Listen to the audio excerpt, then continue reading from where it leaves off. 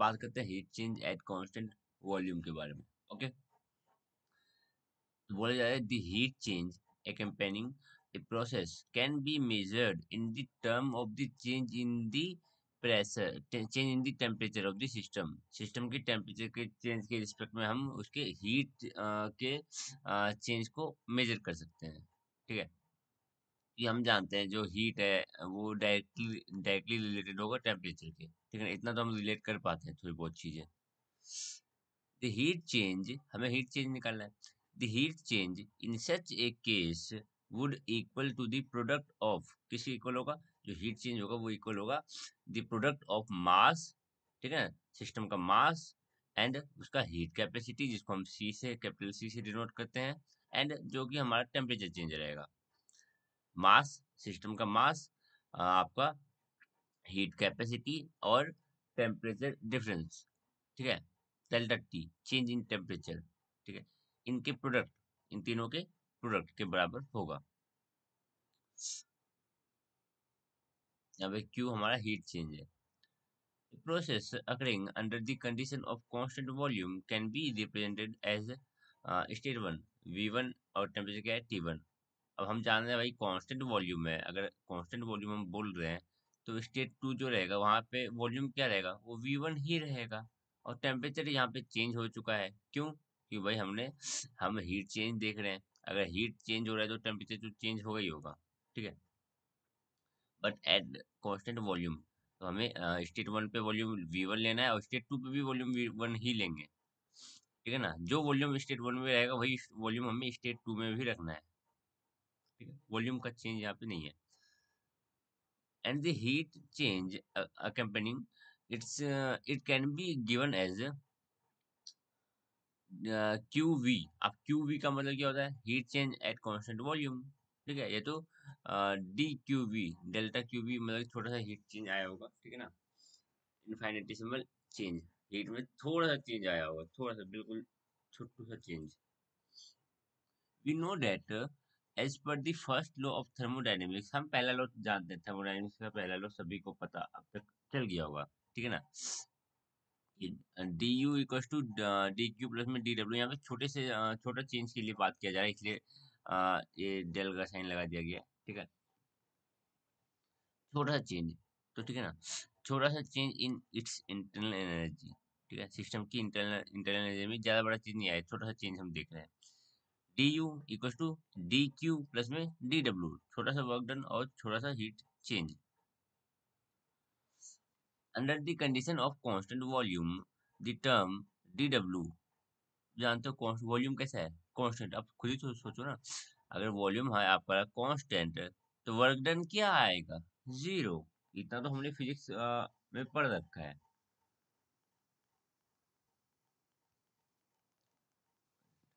Okay, हम जानते हैं कि भाई अगर वॉल्यूम कांस्टेंट है, कांस्टेंट वॉल्यूम है, तो हमारा वर्क डन आता है जीरो। तो डेल्टा डब्ल्यू जो जहाँ पे छोटा सा वर्क डन है वो क्या रहेगा हमारा? Zero. And we can write, क्या लिख सकते हैं? D U equal to D Q, ये चीज तो जीरो हो ही गया। ठीक है ना, तो हम ऐसे लिख सकते हैं। और क्यू यहाँ पे क्या है? क्यू वी लिख दो तो ज्यादा बेटर रहेगा। क्यू यहाँ पे क्या? Heat change at constant volume. D Q यहाँ पे हीट चेंज है वो एट कांस्टेंट वॉल्यूम पे है। ओके,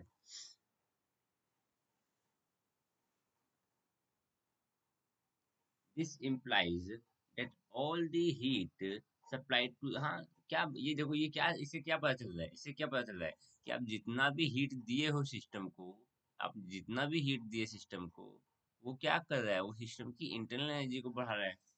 आपने सिस्टम को जितना भी हीट दिया वो सिस्टम की इंटरनल एनर्जी को बढ़ा रहा है।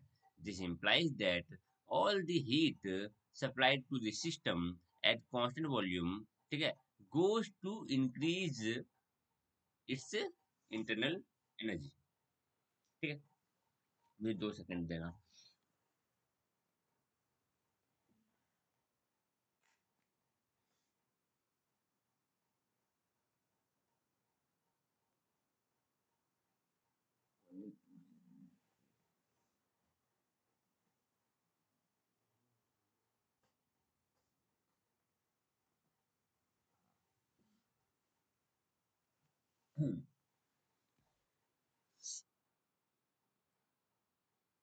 Once again from the first law of thermodynamics हम लिख सकते हैं D Q V equal to D U plus में P delta V. P delta V इधर क्या है, वर्क डन। ठीक है, अब डी क्यू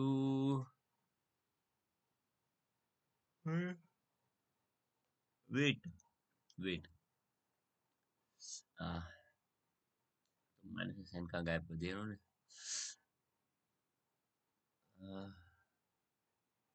अच्छा अच्छा अच्छा अच्छा, ठीक है ठीक है ठीक है ठीक है ठीक है। माइनस पी डेल्टा वी होता है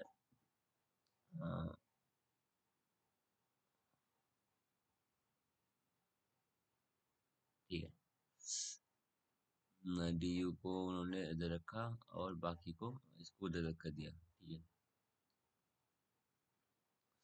फिर पी डेल्टा वी हम ये चीज लिख सकते हैं यहाँ पे, बस वर्क डन को इन्होंने लिख रखा है पी डेल्टा वी।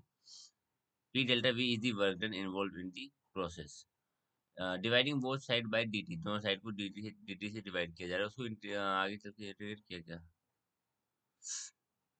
देखो क्या किया। एट कांस्टेंट वॉल्यूम dt लगा दिया, at constant volume dv equal to 0। ठीक है, देयर इज नो वर्क, हमें पता है, और no work of expansion, so we gate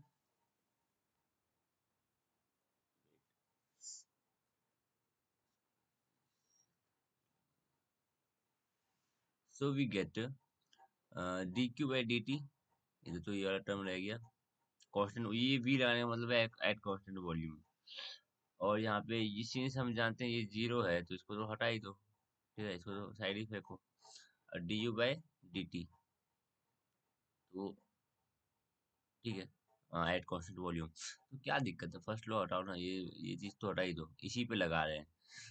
D Q V equal to D U, इस पे लगा दो डायरेक्ट, जो भी करना है, क्योंकि हम जान रहे हैं ये चीज तो जीरो आने वाली है, हटाओ इसको। The term on the left hand side of equation, ये जो इक्वेशन है ये वाला, इसका जो लेफ्ट हैंड साइड वाला ये है, is the heat capacity at constant volume, therefore we can write, ये जो चीज है ये है heat capacity at constant volume, left hand side. हाँ ठीक है, D Q V equal to D Q V divide by D T, ये है हमारे पास heat capacity at constant volume. ठीक है, तो heat capacity at constant volume को हम सी वी लिख दे सकते हैं। ठीक है, वो किसके इक्वल आ जाएगा, वो आ गया हमारे D U by D T के equal. What is this, this is heat capacity at constant volume, तो heat capacity at constant volume is equal to D U by D T.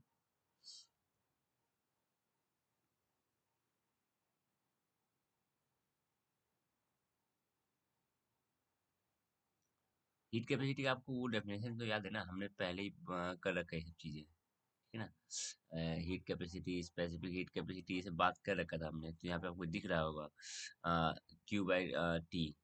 ठीक है ना, तो थोड़ा सा तो याद रहना चाहिए।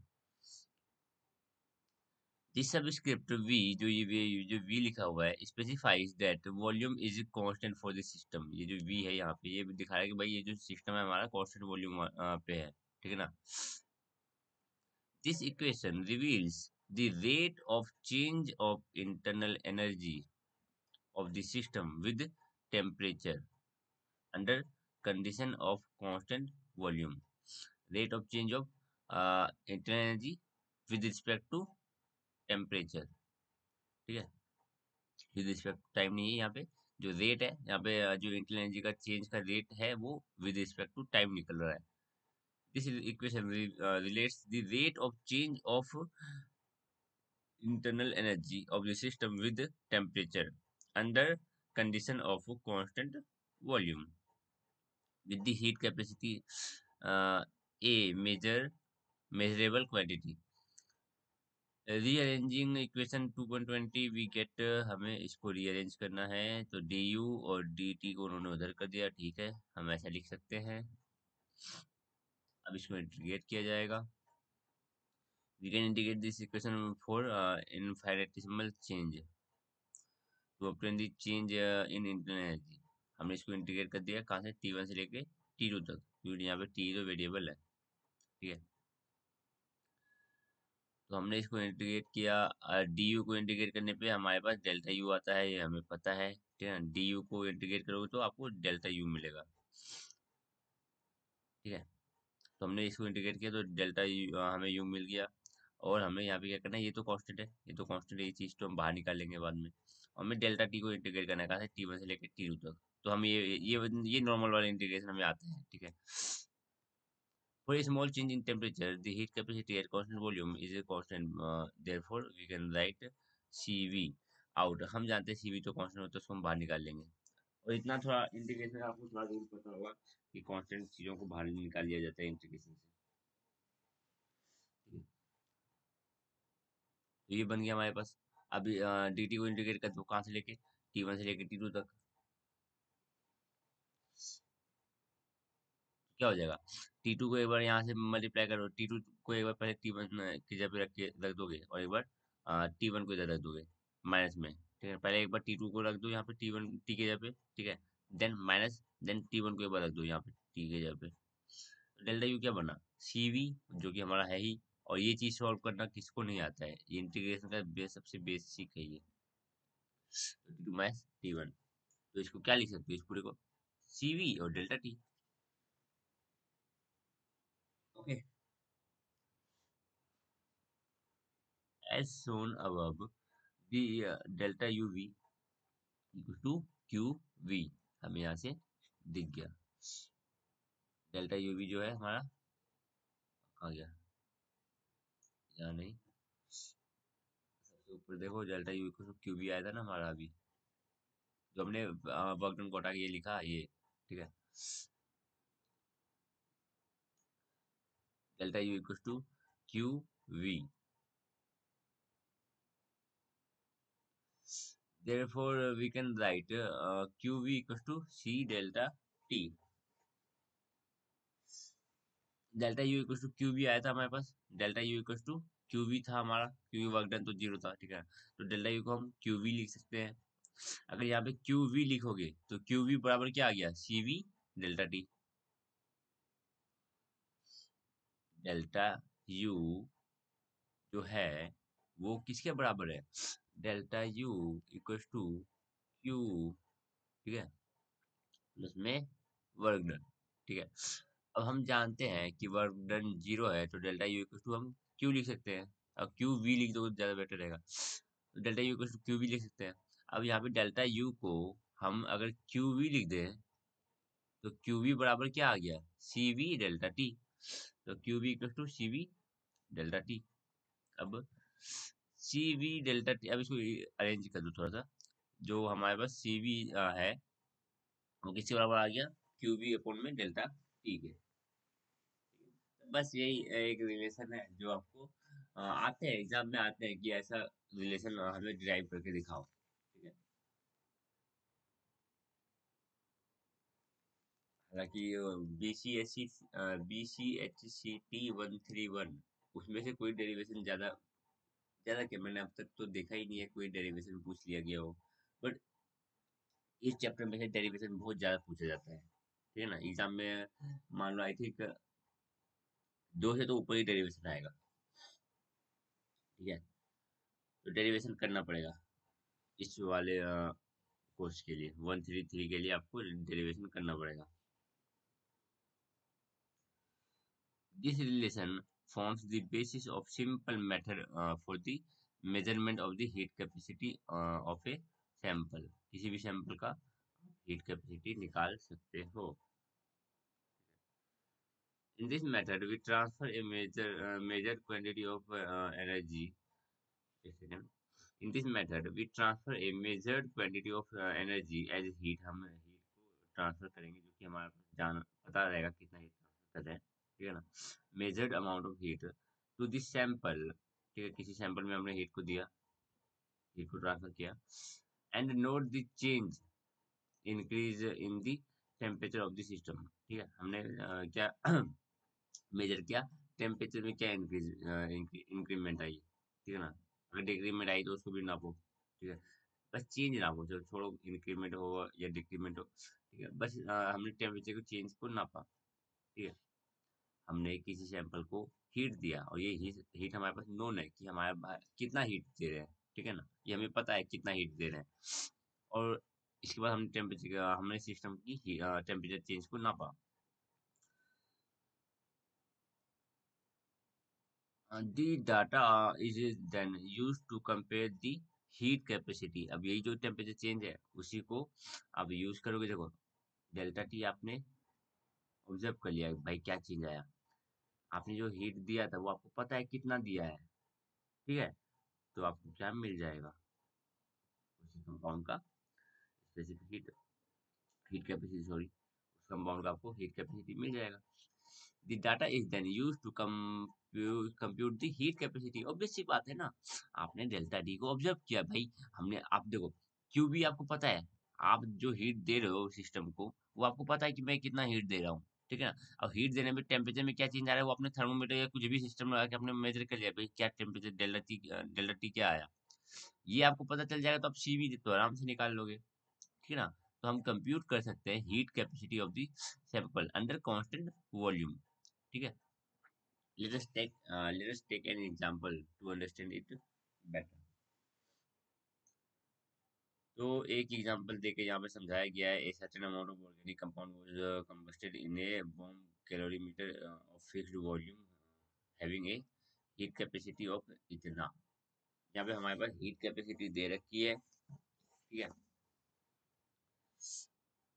हीट कैपेसिटी दे रखी है, एक हमने कुछ कुछ हमने हीट दिया, ठीक है ना, कोई ऑर्गेनिक कंपाउंड है उसको हमने सर्टेन अमाउंट ऑफ हीट दिया, ठीक है। और ये हीट कितना है हमें नहीं पता चल रहा है, हमें पता क्या है, हमें पता है भाई स्पेसिफिक हीट क्या है।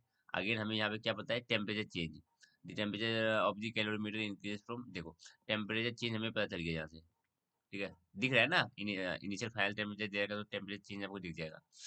तो आपको टेम्परेचर चेंज पता है और आपको स्पेसिफिक आपको हीट कैपेसिटी पता है, बार बार स्पेसिफिक हीट निकल रही है, ठीक है, हीट कैपेसिटी, आपको हीट कैपेसिटी पता है और आपको टेम्परेचर चेंज पता है, तो क्या दिक्कत है, आप निकाल लो। आपको ये पता है, आपको डेल्टा टी पता है, आप निकाल लो कि आपने ये जो सर्टेन अमाउंट ऑफ हीट है ये कितना है भाई, एक्चुअल में ये है कितना, ठीक है। तो हम जानते हैं सीवी हमारे पास दे रखा है भाई, अभी अभी तो हमने बात करा सीवी दे रखा है, डेल्टा टी तो हमने बात कर लिया, हाँ जी दे रखा है, डेल्टा टी भी दे रखा है, ठीक है। तो कितना है, 3.40 आ जाएगा, मैच करके देख लेना, ठीक है। तो डेल्टा टी आपको पता है, सीवी आपको पता है, तो फॉर्मूला क्या बनता है, आपका बनता है ये CV equal to QV by D T, और डी टी को इंटू कर दोगे आप सीवी से तो क्यूवी आ जाएगा, तो कर दो सीवी और डी टी को इंटू करो, सीवी आपका इतना है ये रहा, dt आपका इतना है जो कि ये रहा, दोनों को हमने क्या किया है इनटू, दिख रहा होगा आपको, अरे, या दोनों को हमने मल्टीप्लाई कर दिया। तो अब ये जो आपका आया 12.92 किलो जूल, 12.92 किलो जूल, ये है क्या आपका, ये है आपका हीट जो आपने दिया, thus the amount of heat generated by the reaction equals to इतना। In the next unit, you would be learn in basis in detail about such a experiment on calorimeter। आगे की यूनिट में आप इसको और डिटेल में जानोगे, ठीक है। Let us now take up the heat changes accompanying the thermodynamic processes occurring under constant pressure। अच्छा ठीक है, अभी तक हम कांस्टेंट वॉल्यूम पे बात कर रहे थे, अब कांस्टेंट प्रेशर पे बात करेंगे। तो यहाँ पे वही बात है कि कांस्टेंट प्रेशर पे करा रहे हो तो भाई तुम्हारा जो वो है क्या नाम है, वर्क डन है, वो यहाँ पे जीरो नहीं होने वाला है, ठीक है ना। अभी जो इक्वेशन बनेंगी उसमें वर्क डन का टर्म भी रहेगा। सबसे सिंपल यही होता है एट कांस्टेंट वॉल्यूम, ठीक है ना। कैलकुलेशंस का सबसे अच्छा वाला पार्ट होता है कि आप कांस्टेंट वॉल्यूम पे करा रहे हो, क्योंकि कांस्टेंट वॉल्यूम के केस में हमें वर्क डन को इग्नोर कर देना होता है कि भाई वर्क डन तो जीरो है, ठीक है। अब कांस्टेंट प्रेशर पे है तो वो हम देखने वाले हैं, बट अभी नहीं, इस लेक्चर में नहीं, अगले लेक्चर में हम बात कर लेंगे इस चीज़ की, ठीक है।